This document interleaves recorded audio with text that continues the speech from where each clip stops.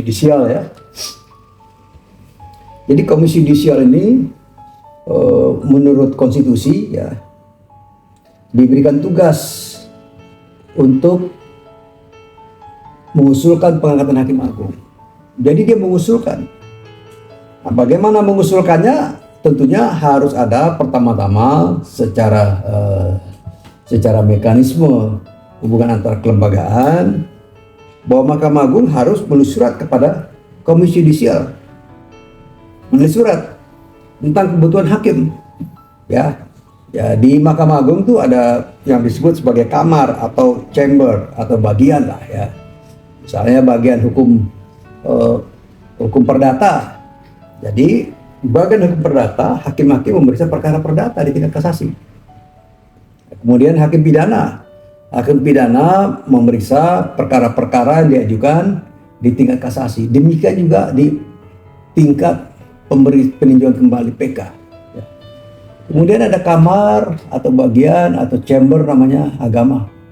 Ini hakim-hakim yang hakim agung yang berasal dari peradilan agama.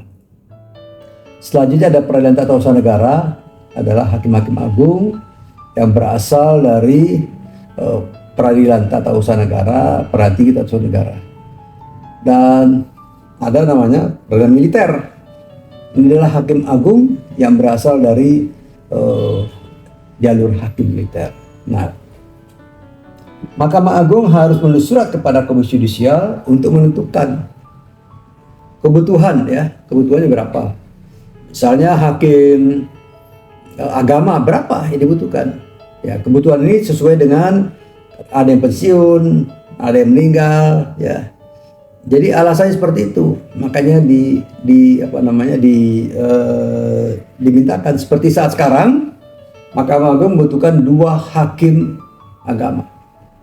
Ya 2. Makanya Komisi Yudisial nanti menentukan hanya 2 namanya untuk dibawa ke DPR. Demikian juga hakim pidana misalnya, ya kan? Berapa hakim yang sudah masuk pensiun, kemudian hakim yang yang meninggal ya, atau sakit tidak bisa menjalankan tugas. Ini kebutuhan hakim agama dalam era sekarang, era pengusulan sekarang dibutuhkan 2. Ya.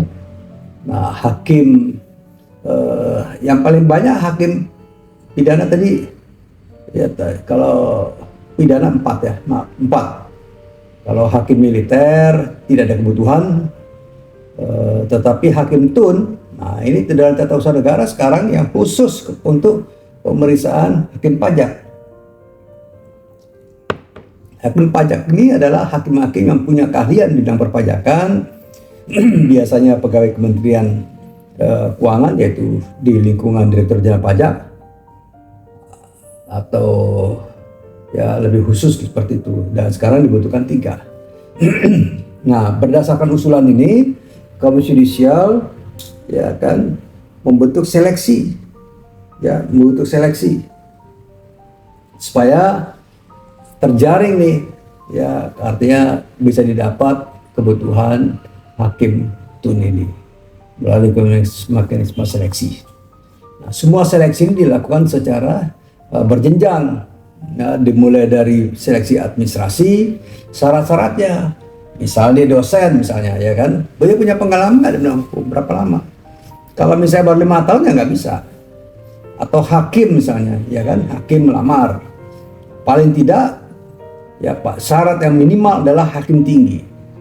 Jadi kalau sekali pernah hakim tinggi boleh mengajukan sesuai dengan putusan Mahkamah Konstitusi. Oke. Nah, seleksi ini di tingkat Mahkamah Agung, tidak hanya hakim agung yang akan mengisi kamar-kamar peradilan itu ya, tetapi juga ada namanya hakim ad hoc, hakim yang sifatnya non karir, hakim yang sifatnya ad hoc sementara. Nah, kali ini seleksi membutuhkan hakim ad hoc, misalnya HAM itu berapa misalnya?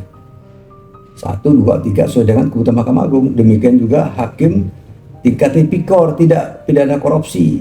Jadi minimal harus ada 1 untuk bisa berjalan peradilan. Nah, ini yang seleksi hakim.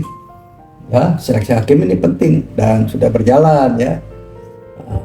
Ini yang mudah-mudahan segera bisa didapatkan keputusan untuk mengajukan calon hakim agung berdasarkan kamar ini.